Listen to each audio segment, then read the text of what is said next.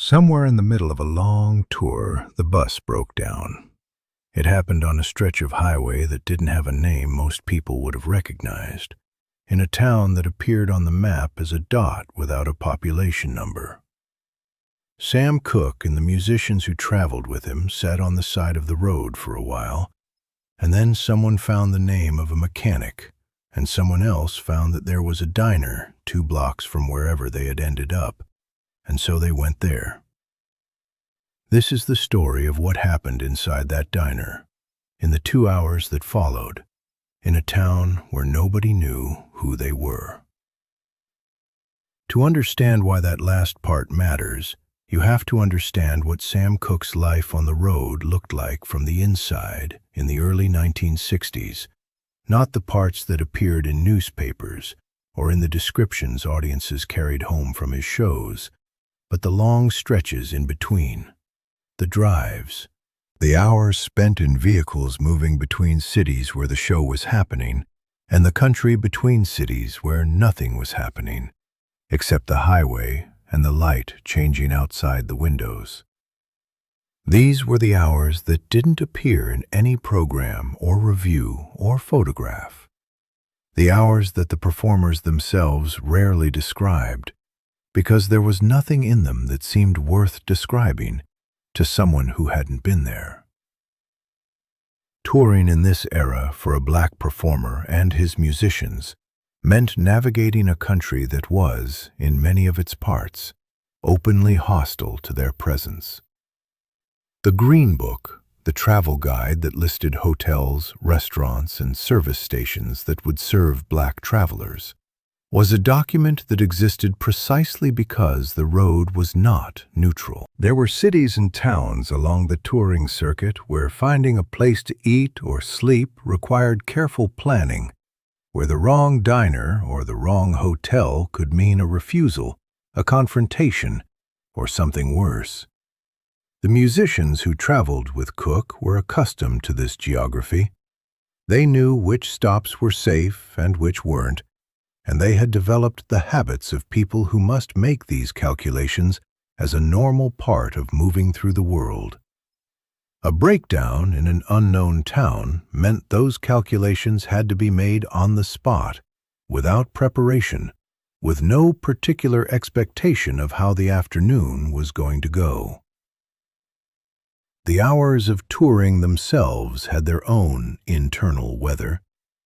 The musicians in Cooke's traveling group had developed, over months and years of these same drives, a finely calibrated understanding of how to be together in a small space for a long time without wearing out each other's company. There were games, and there was conversation, and there was a great deal of silence that wasn't unfriendly. And there was sleep whenever sleep could find you. Mostly what existed in those vehicles was simply the time itself. Hours that accumulated and were used up and weren't particularly remembered because they were the means rather than the destination. The breakdown changed the nature of the time. This is what breakdowns do. They convert the blurred, purposeful motion of travel into something stationary and specific. You are no longer between places. You are in a place, whether you want it to be or not. And the place has details that the road between places doesn't have.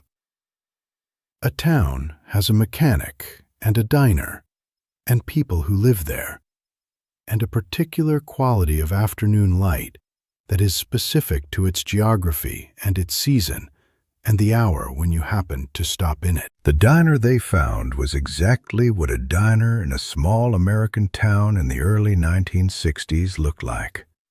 A counter with stools along one wall, a row of booths along the other, a window that looked out onto the main street, a coffee machine that had been running since early morning and smelled like it. It was mid-afternoon, the slow part of the day. There were a few other people in the booths, local, clearly, the kind of customers who treated the counter like a regular appointment rather than an occasion. The woman behind the counter was middle-aged and efficient in the way of people who have been doing the same work in the same place for long enough that efficiency is indistinguishable from courtesy. Cooke and the musicians came in and took the booths near the back.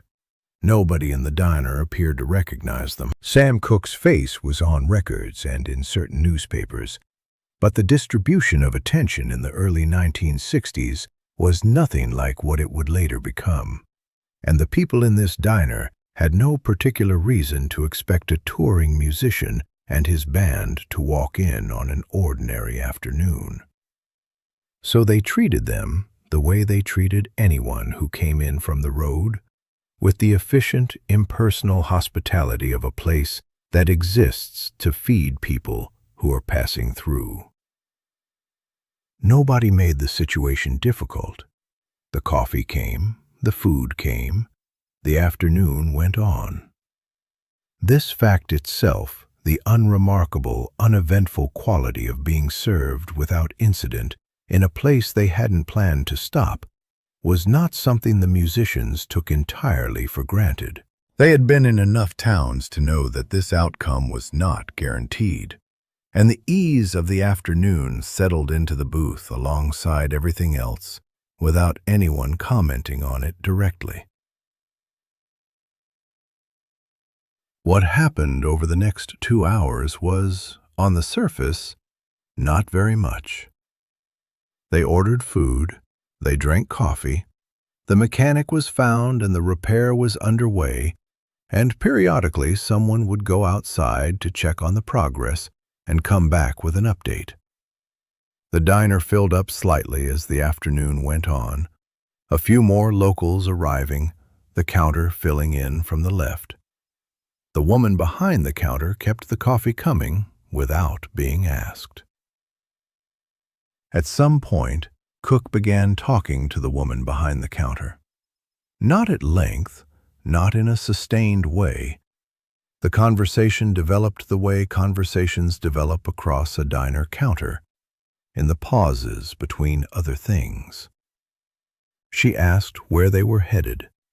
He told her. She asked if they'd had trouble on the road.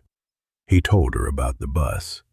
She nodded, the way someone nods when they've heard 100 variations of the same story, told by 100 different people passing through, and refilled his cup. He asked her something in return.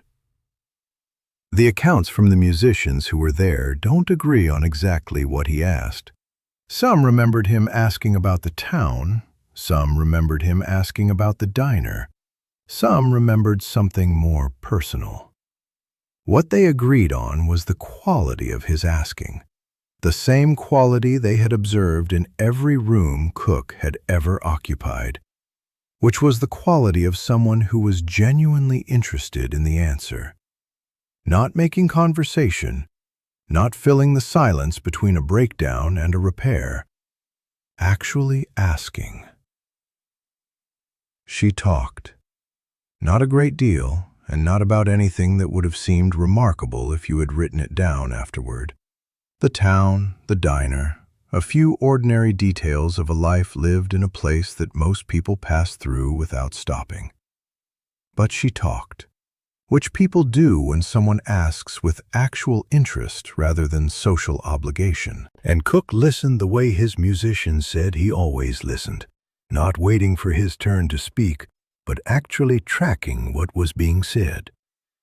The musicians in the booths behind him noticed this from a distance and recognized it immediately because they had been watching him do the same thing in dressing rooms and hotel lobbies and late-night stops for years. It was not a performance of interest, it was simply interest. When the repair was done and the musicians gathered themselves to leave, Cooke left something on the counter.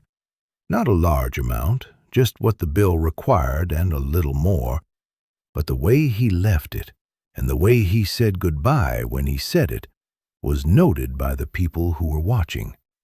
Not grand, not performative, just the way you say goodbye to someone you've actually met rather than someone whose service you've used.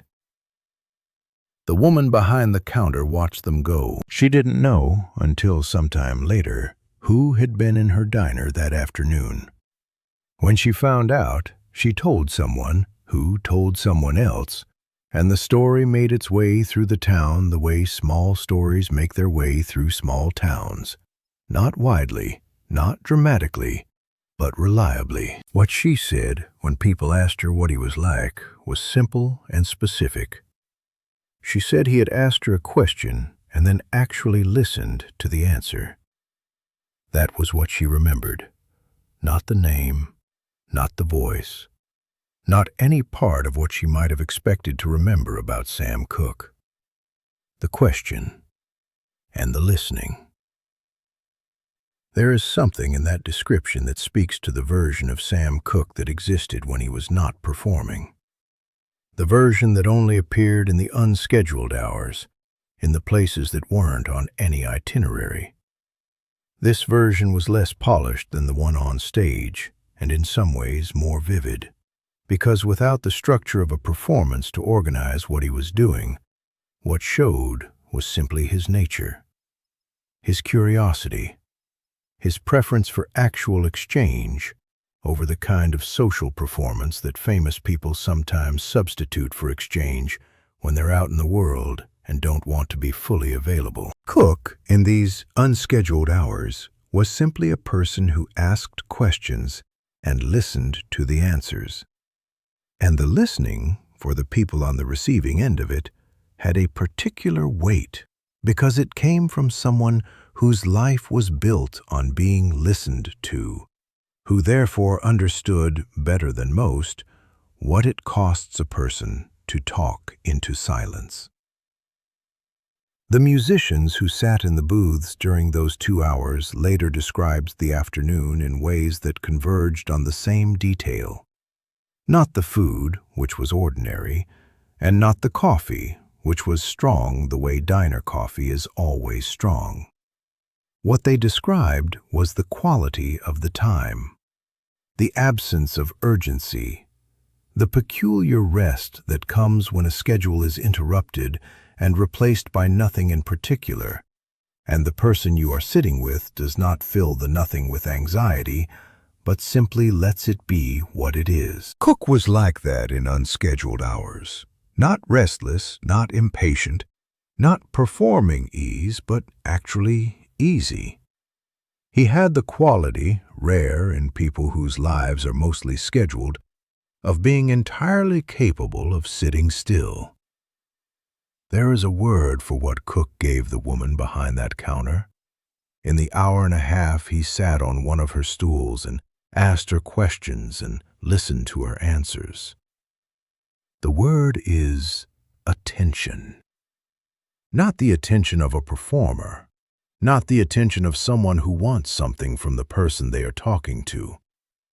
The attention of someone who is genuinely curious, in the specific and undramatic way that some people are genuinely curious about other people, about what their days look like and what their town is like and what it means to spend a life in a place that most people only pass through. That curiosity, which expressed itself easily and without apparent effort in Cooke's unscheduled hours, was the same quality that made his music do what it did in rooms full of people. The woman behind the counter experienced a version of what his audiences experienced, the sense of being actually heard by someone who had every reason not to bother. The bus was fixed by late afternoon. They got back on the road and made it to the next city and played the show and moved on. The diner and the town receded into the middle of a tour that would eventually recede into the middle of a career. Sam Cooke probably thought of it very little after that day, if at all. The woman behind the counter thought of it differently. She said later that she had served hundreds of people passing through and that almost none of them had asked her anything. That what he had asked was nothing unusual. that what made it unusual was only the asking, and that in 50 years of serving coffee and food to people who came in off the highway and left without stopping to look back, she had never forgotten the afternoon that one of them did. Not as a famous name or a famous voice, but as a man who came in off the highway one afternoon and asked her a question and meant it.